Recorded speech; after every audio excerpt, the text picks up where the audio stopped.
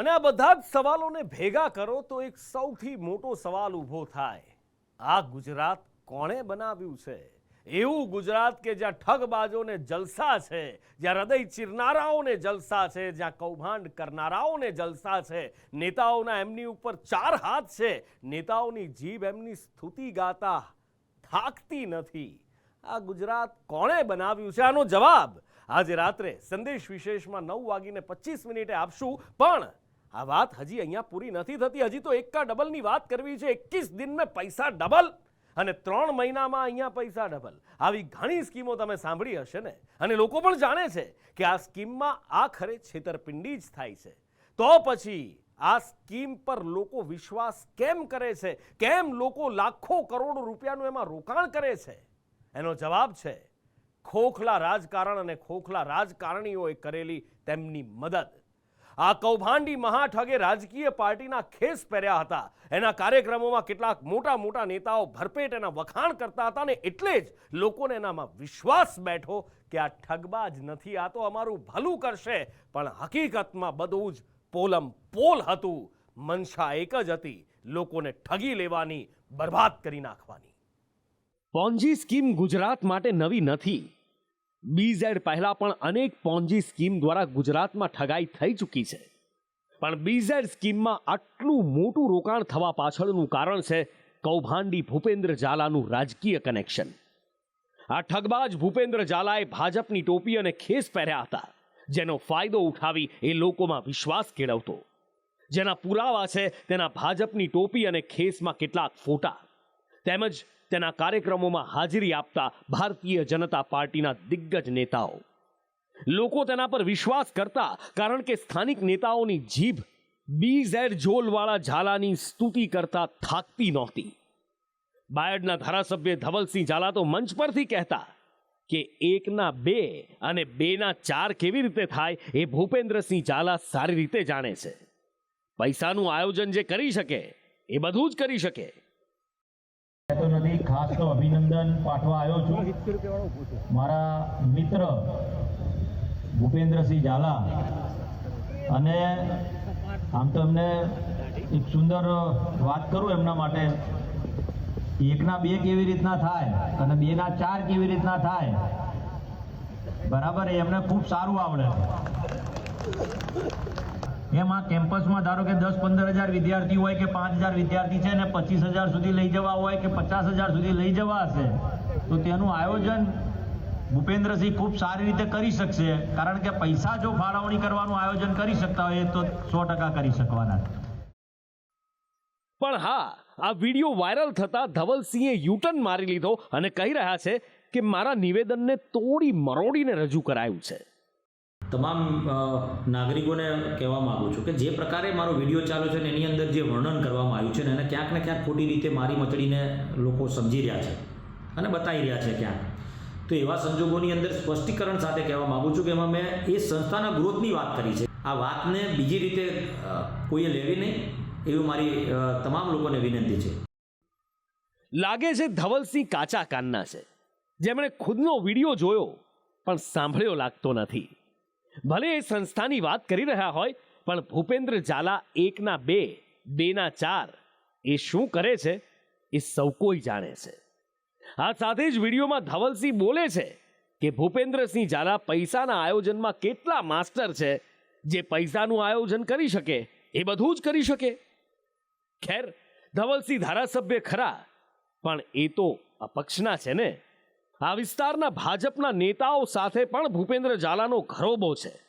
સ્થાનિકોનો આરોપ છે કે તેમના દરેક કાર્યક્રમમાં ભારતીય જનતા પાર્ટીના નેતાઓની હાજરી તમને અચૂક દેખાશે.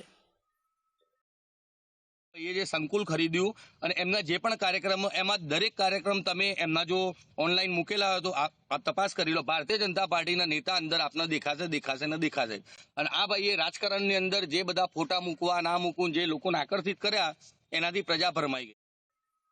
ભૂપેન્દ્ર ઝાલાના કાર્યક્રમોમાં પૂર્વ મંત્રી ગજેન્દ્રસિંહ, ધારાસભ્ય રમણલાલ વોરા, ધારાસભ્ય VD ઝાલા, મંત્રી ભીખુસિંહ પરમાર, પૂર્વ સાંસદ દિલીપસિંહ રાઠોડની હાજરી ઉડીને આંખે વળગે છે. અને એમાં પણ મંત્રી ભીખુસિંહે તો એક કાર્યક્રમમાં કૌભાંડી ભૂપેન્દ્ર ઝાલાને સ્વપ્ન દ્રષ્ટા ગણાવી નાખ્યો.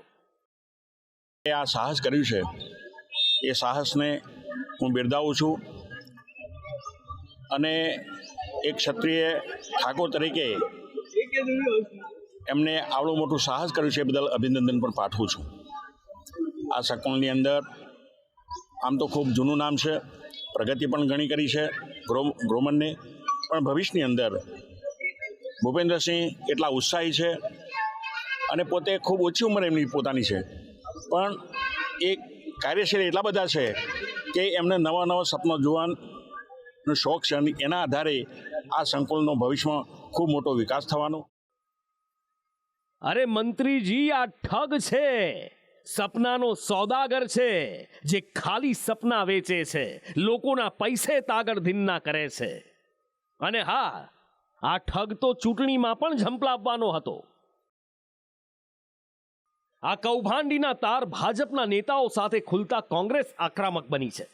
કોંગ્રેસ આરોપ લગાવી રહી છે કે આ કૌભાંડમાં મહાઠગ સાથે ભારતીય જનતા પાર્ટીના નેતાઓની પણ સંડોવણી હોઈ શકે છે, જેના પર ભાજપ પ્રવક્તાએ પલટવાર કર્યો કે કોંગ્રેસ રાજકીય રોટલા શેકી રહી છે.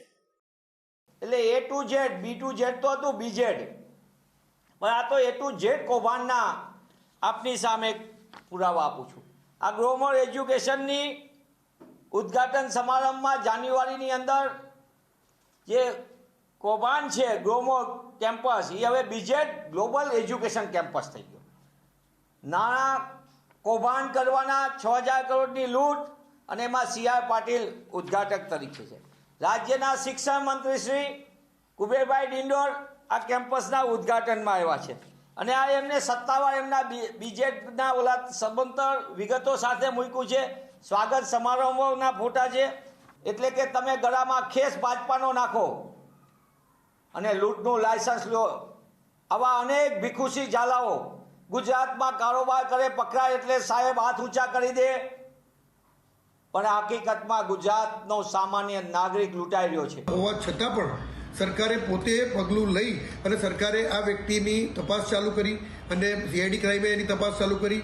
ગુજરાત રાજ્યના મુખ્યમંત્રી શ્રી ભૂપેન્દ્રભાઈ પટેલ અને ગૃહ રાજ્યમંત્રી હર્ષભાઈ સંઘવીની સીધી દોરવણી હેઠળ આ તપાસ ચાલુ કરવામાં આવી. આ પ્રશ્ન છે ત્યાં સુધી મારે કોંગ્રેસને કહેવું છે કે તમે કોઈ બાબત બને, સરકાર પોતે પગલાં લે, અને સરકાર જ્યારે આવા કૌભાંડકારીઓની તપાસ કરતી હોય ત્યારે માત્ર ને માત્ર આવી બાબતો ઉપર રાજકીય રોટલા શેકવા માટે અને પોતાની મહત્તા વધારવા માટે અને પોતાનું મહત્વ તથા પોતાનું અસ્તિત્વ બતાવવા માટે જો કોંગ્રેસ આવા પ્રયત્નો કરતી હોય તો મને કોંગ્રેસ પર પણ આજે લજ્જા આવે છે કે આ મહાઠગનો ખેલ ખુલ્લો પડતા રાજકીય પાર્ટીઓના નેતાઓ હવે તેનાથી દૂરી બનાવી રહ્યા છે. ભાજપના નેતાઓ સાથે તેના ફોટા અને ભાજપના નેતા તેના કાર્યક્રમમાં હાજર હતા માટે તેઓ કૌભાંડમાં સામેલ છે એવું નથી, પણ તેમના શાસનમાં આ કૌભાંડ થયું એ એમણે સ્વીકારવું જ પડે, અને તેમના જ શાસનમાં કૌભાંડ પકડાયું એ વિપક્ષે પણ સ્વીકારવું પડે. પણ આ બધા વચ્ચે ફસાયા છે રોકાણકારો, જેમના જીવ તાળવે ચોંટ્યા છે, કારણ કે રોકાણ કરેલા પૈસા પરત મળશે નહીં. ગુજરાતીમાં એક કહેવત છે ને, લોભિયા હોય ત્યાં ધૂતારા ભૂખે ન મરે. બસ એ જ રીતે જ્યાં સુધી તમે લલચાશો ત્યાં સુધી આવી પોન્જી સ્કીમમાં ફસાશો અને પૈસા ગુમાવશો.